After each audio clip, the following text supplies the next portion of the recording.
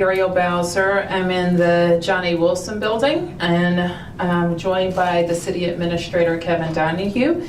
And I want to provide a quick briefing and make myself available for questions.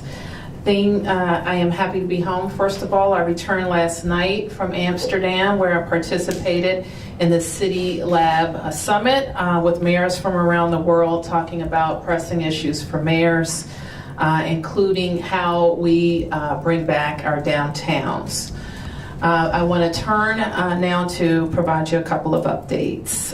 First of all, I'm saddened to say that I have accepted the resignation of Deputy Mayor Chris Geldart, but I am proud of the work that we have done together over the last 8 years, and I am immensely grateful to Chris for his service to the city.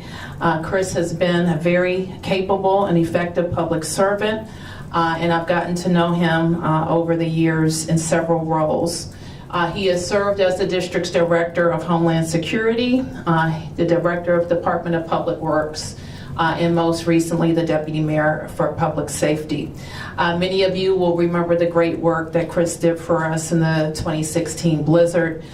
He's also played a significant role in our COVID response. And I'm very, again, proud of the work that we've done together, and we certainly wish Chris well. That said, we both agree that the focus should be on the big issues affecting DC. You will well remember that Kevin Donahue, who has served as the Deputy Mayor for Public Safety, and will provide leadership in the Deputy Mayor's Office for Public Safety until we hire a new Deputy Mayor for Public Safety. The second issue I want to address is the HUD report, and these will be very top-level comments, as will be any responses that I have to your questions today until I get more information and talk to the right people. But I want to be blunt. I'm saddened by that report and embarrassed by the conditions that that report shares about public housing.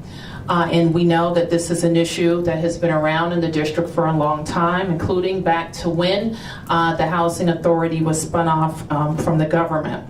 It is why my administration has made significant local investments in public housing, and also why I requested that the Chief Financial Officer conduct an evaluation of DCHA properties to guide our investments.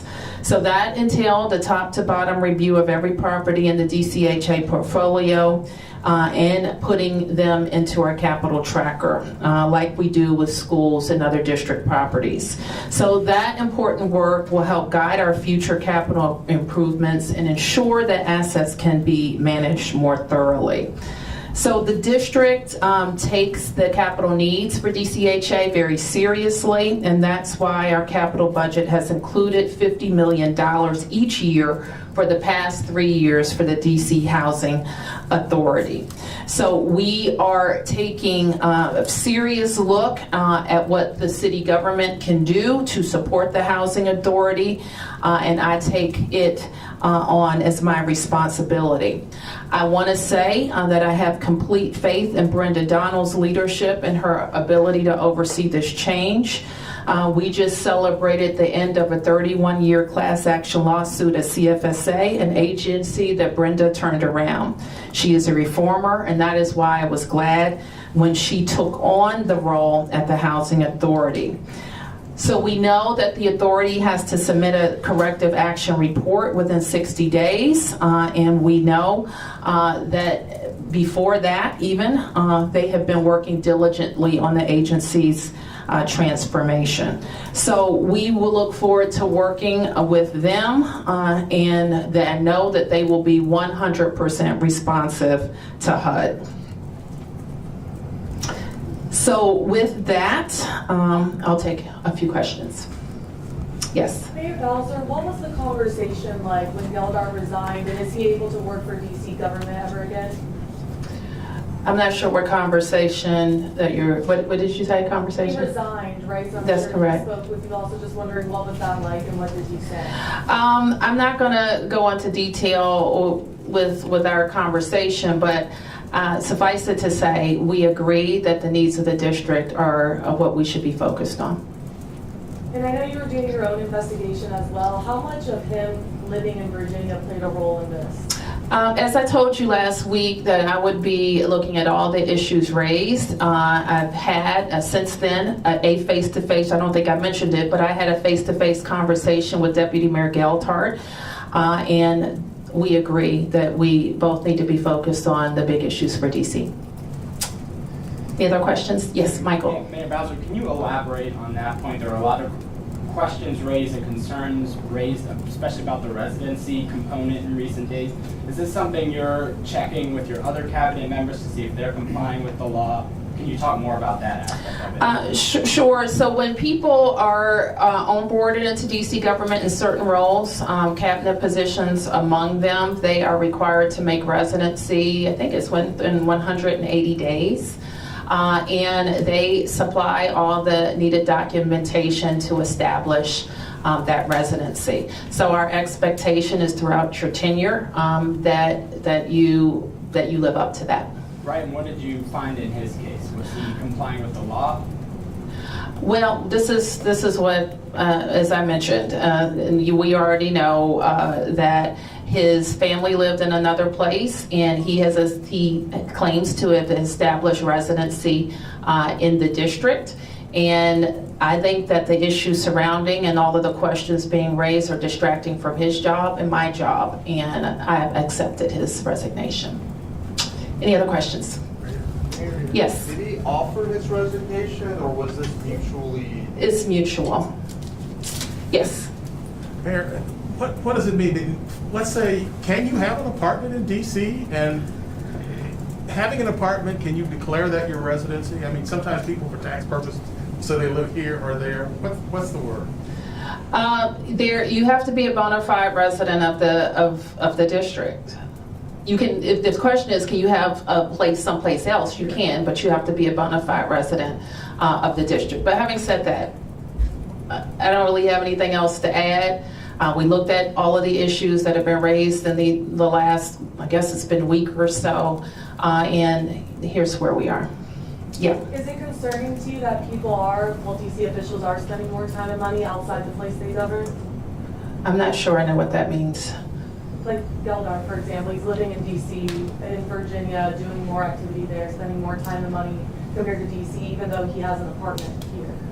People can spend money outside of the jurisdiction. We don't control where you spend money. Like, I can go to a store in Virginia, that's okay.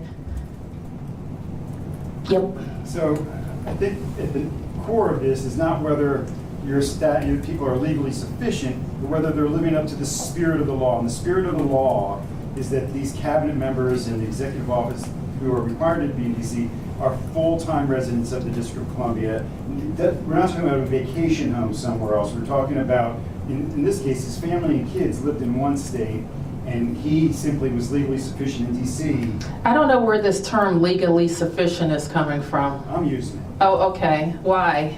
Because that's what you alluded to. The other day when we asked about this question, you said as long as they're living up to the law, as long as they're following the law, that's legally sufficient. It's not the spirit of the law. The spirit of the law is that the reason we have this law is that these cabinet officials would be full-time residents experiencing everything that DC residents experience. Traffic congestion, parks, recreation, grocery stores, public transportation, schools, and whatnot. Is it your expectation, and do you think the law needs to be clarified given this? I don't think the law needs to be clarified, Mark, but I have to tell you, I will spend some time looking at it. When I hire people, it is with the expectation that they think what I think, that DC is the best city in the world, and that they will live here and have the same experiences that we all have. Having said that, I've hired a lot of cabinet officials that have houses elsewhere. They have spouses elsewhere. They have parents elsewhere that don't sell their homes elsewhere to be able to live here. If that was the requirement, I would have a hard time filling cabinet positions. I'm just going to tell you that. So to tell somebody that they need to become DC residents in 180 days has generally worked. And so we're going to keep working on that. and make sure that as we're attracting new talent, is always something that we talk to people about. In fact, unless they're willing, I'm sure that they're willing to make that commitment. We don't even take them through the interview process to be able to live in DC. And now it's like it's a kind of a natural transition time. I am approaching my third election as mayor. I'm hopeful of the results, but also during kind of this year of election years, we always see turnover in leadership, and we're going to continue to see turnover in leadership.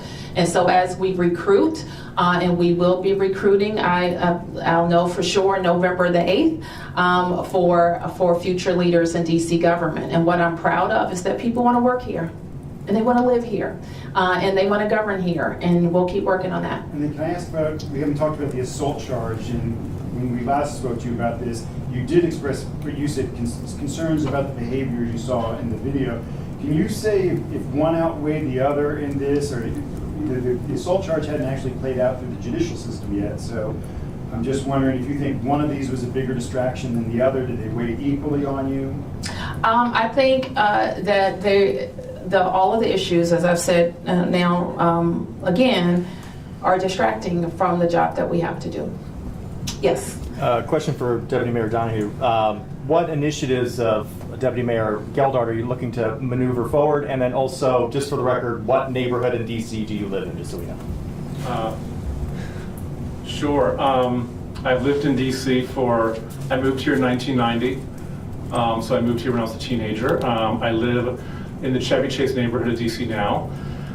There's a number of, the more substantive question you ask is there's a number of important pieces of legislation, including the Criminal Code Reform Bill, a Police Reform Bill, a DFS Reform Bill that I will be working closely with the council and our agencies in navigating through. We also have seen a steady reduction in the amount of violent crime we've had since spring. This past week was a pretty tough week. We had about 25 people shot, and that was a deviation from what we'd seen really since April or May, which is a pretty consistent decline compared to what we were seeing last year. So we want to make sure that the chief has all the tools he needs to be effective, that our prevention efforts are out there and coordinating well. So operationally, I'll be focused on that, and legislatively, I think you're going to see just a lot of movement over the next 2 months with some pretty important bills. I did the work for nearly 6 years, so I'm still proficient in most of it, if not all of it. Is there a timeline on naming an interim replacement there? It'll be part of our transition process. Mayor Bowser, Yes. the initial statement from your office after this incident took place was that, or at least part of it was that the incident, the assault appeared to be over something minor, a dispute over something minor that happens all the time. Is that still your view of the incident? Do I think it was over something minor? Yes. Is that? I think all the reports suggest it was over a possible door ding, so I would call that minor. Do I think the effects of that were minor? No. I think that was serious. The response was serious, but I think what it was about was about nothing. When you made that statement, had you seen video at the time?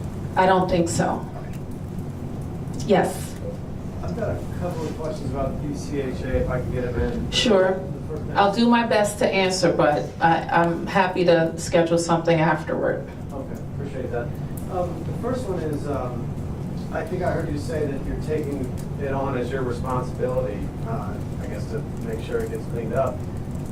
I mean, in many respects, it has gone off the rails during your time as mayor, and you've had control over that time, over the majority of who the board is made up of. And when I talk about going off the rails, When I say take responsibility, I mean, like, there are a lot of agencies that are under the mayor's control, mayoral agencies. This is not one of them. It is, in fact, the present makeup of DCHA was a reform. Spin it out of the government, give it an independent board, and have it work with the federal government to a lot of the degree. And so, no, I'm not satisfied with what was found in that report. We are, in its present form, going to support the board as best that we can. But also look at ways, when people want the mayor to be in control of something and be accountable, then there are ways that we can do that. I mean, I think there's criticism among board members, some of them, that... Which board members, when you say that, please identify who you mean. Well, I don't know that I can say or that I know, because some of that's in the HUD report. And Okay. I don't know, you may not want to comment on the HUD report, but the criticism is that your members vote as a block. And that- What do you mean when you say my members? People that I appointed and the council approved? That's right. Okay. And so the idea with that criticism, I think, is that you do have some control over it. The reason what I'm getting on to is you say you're taking the responsibility, taking it on as your responsibility, and that may have been, maybe you clarified that a little bit, but I'm just wondering how much responsibility you feel for the decline in the agency during your time as mayor. Well, I'm the mayor, and I want everybody to have safe and affordable housing. So I take it on as a challenge to get right with the Public Housing Authority. And I've invested a lot in it, and I used it, asked the CFO to use his own resources to help the Housing Authority track the condition of the property so that we can be confident in the dollars that we're investing there. So we have done those things, and now we're gonna work with HUD on the issues that they brought to the fore. For example, I haven't gotten a briefing yet from the board or executive director. I will, but I also asked HUD for a briefing so that we know best how to be helpful. Last question. There was a 20-year transformation plan created by Garrett's administration in 2019. And it basically picked 14, 15 properties that were going to be redeveloped or renovated, substantially changed. And I'm wondering if you have any opinions on that plan today, if you still support it, and this may be something you want to address. I want to go back to it, but that may be around the time I asked the CFO to do an evaluation. This was my impression then, that Garrett I didn't have a lot of confidence in them saying, here, give me. I don't remember what the price tag was, but it was big, maybe I don't remember. It was in the billions, I think. And so we needed the CFO to give us some clarity over how to make those investments. And I had a similar experience with Metro. Metro had this big problem. We had this big state of good repair problem. Nobody trusted what they were telling us. And so our CFO at the time, Jeff DeWitt, did an evaluation to demonstrate not only to the district, but to the other payers, if you give them this much money over this amount of time, they can actually spend it, they can use it efficiently, and we will get to a state of good repair. And so that's the process we started with the CFO and the Housing Authority on their units. When did you start that? I have to give you that date, but my memory serves me right. It's probably around the time that the Housing Authority was drafting their capital plan. Which would have been roughly when? I don't know the date off the top, so let me get back to you on that. Mayor, can I ask a bit more about the board? I mean, are you confident in this board as it currently is? I mean, for example, John Falchicchio wouldn't even sit down with HUD apparently. He has multiple jobs. I mean, are you confident in this board currently? I have some questions about the board. For example, it has some unaccountable board members. The members that you all call mayoral members are appointed by the mayor and confirmed by the council. Then there are some other board members that have been there longer than anybody that are appointed by advocacy groups and are accountable to no one. So I do have some concerns about that, and I've had some concerns about it. Now, the council did revisit the board at DCHA, I think a year ago, and they added, and I think they added, or they may have added and taken away board members, but they did address board membership, I think, as recently as last year. Are you confident in Dion Reeder's management chair of the board? Yes. She's been there a year, okay? And so let me, I think the study period for this report was October 2019, so longer than a year. And, you know, just before the pandemic started through, I guess, earlier this year. So Dion Reeder, I believe, has been the board chair for about a year, and Brenda Donald has been there for about a year. Last question. As you think of your transition, I mean, do you think there needs to be a rethinking of some of the mayoral appointees, some of the people who have served for a long time, or are... I just told you the longest serving person is not a mayoral I appointee. was going to say, Okay. you know, people who are relatively new but in charge of agencies or boards that need massive changes, do you think there needs to be a rethinking, bringing new people into the government, maybe having a search for experts in housing to fix some of the issues at the housing board? To be on the board, we're always looking for new members. And we're always looking at people have served, some people have cycled off, and some people will cycle on. So we're always recruiting people to be not only on this board, but on a lot of our boards and commissions. And I will tell you, I think housing expertise is important for the Housing Authority, but you may have gathered, I also think that human services expertise is important for the Housing Authority, because a big part of their job is helping some of our most vulnerable residents use the Housing Authority, but also be able to buy a home and to not be in public housing, and to make sure that they are upskilling and using all of our programs and services. So I have a more expansive view about the leadership than some. We gotta go, guys. Okay, last two. One quick question on Geldart. Did you ask for his resignation?